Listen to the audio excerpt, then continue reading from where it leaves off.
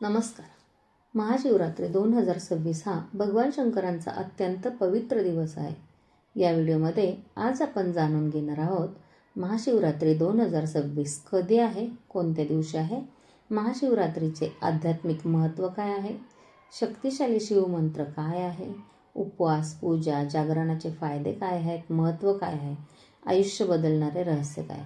असे मानले जाते की महाशिवरात्रीच्या रात्री केलेली श्रद्धा, मंत्रजप व उपवास हे हजारो पटीने फलदायी ठरतात.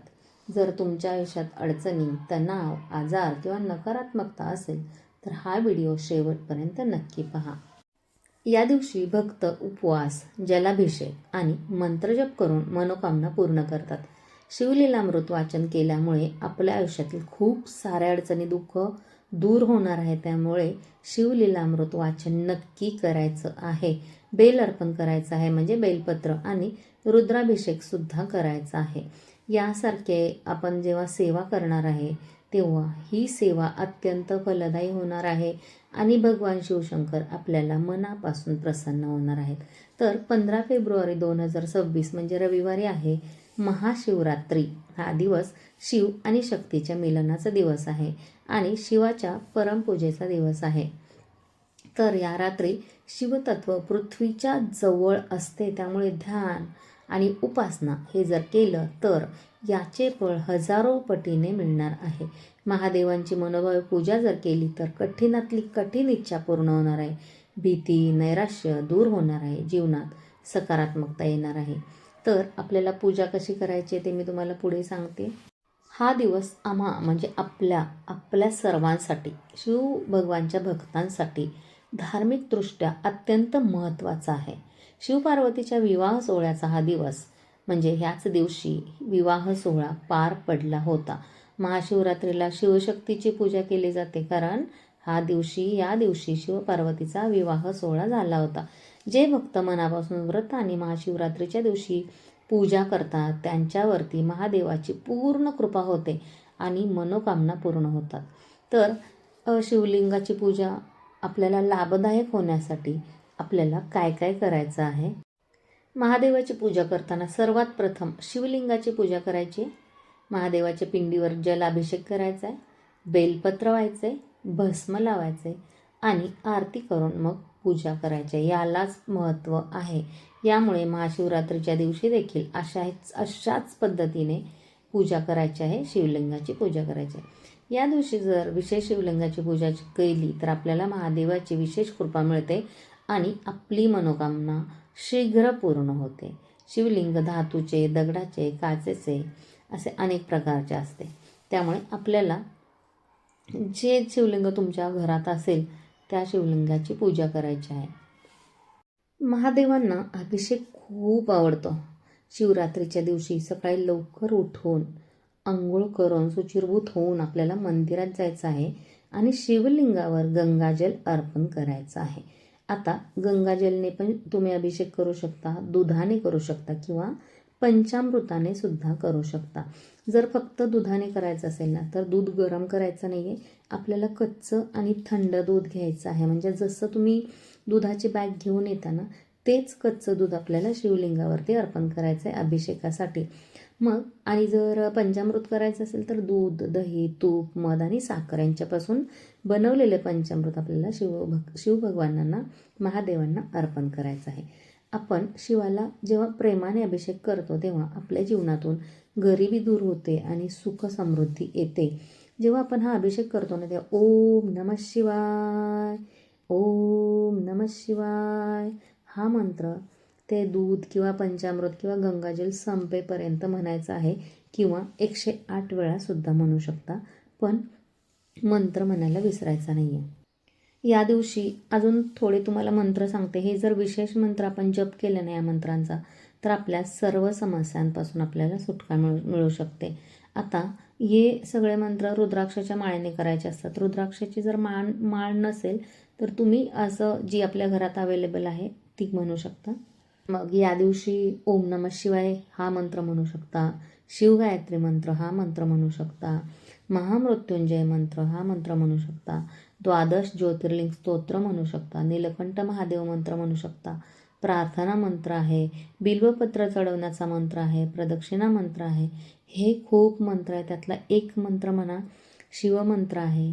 आणि जर तुम्हाला पंचाक्षर मंत्र आहे तर तुम्हाला जो सोपा वाटतो ना तो मंत्र म्हणा. ओम नमः शिवाय हा सगळ्यात सोपा मंत्र आहे. तर तो तुम्ही 108 वेळा तर निदान म्हणा. काहीच नाही ना जमलं, कुठलीच सेवा करायला नाही ना जमलं तरी निदान म्हणजे फक्त ओम नमः शिवाय हा जरी फक्त म्हणाला ना तुम्ही मंत्र तरीसुद्धा खूप खूप आपल्याला त्याची प्रचिती येणार आहे. या दिवशी जर व्रत म्हणजे उपवास जर ठेवायचा असेल ना तर आपल्याला याचा डबल फायदा मिळणार आहे. कारण या दिवशी 2 योग एकत्र आलेले आहेत. 15 फेब्रुवारी 2026 खूप खास आहे ही म्हणजे शिवरात्री. कारण ह्या दिवशी 2 दुर्मिळ योगायोग जुळून आले, 2 योग जुळून आलेले. त्यामुळे शिवभक्तांना म्हणजे आपल्याला त्यांच्या पूजेचे आणि व्रताचे अनेक पटीने अधिक फळ प्राप्त होणार आहे. सर्वार्थ सिद्धियोग आणि श्रवण नक्षत्र शिववास असे हे 2 योग जुळून आलेले आहेत. त्यामुळे हे आपले सर्व इच्छा पूर्ण करणारे योग आहेत. त्यामुळे आपल्याला जेवढी जमेल तेवढी सेवा करायची आहे आपल्या भगवान शिवाची. मी तुम्हाला अगोदरच सांगितलेलं की या दिवशी शिवलीलामृत वाचायचं आहे. शिवलीलामृत पारायणाचा जर तुम्हाला संकल्प घेऊन वाचायचा असेल तर आपल्याला संकल्प घेताना उजव्या हातात तळव्यात म्हणजे हाताच्या तळव्यात आपल्याला पाणी घ्यायचं आहे. त्यात थोड्या अक्षता आणि एक फूल घ्यायचं आहे.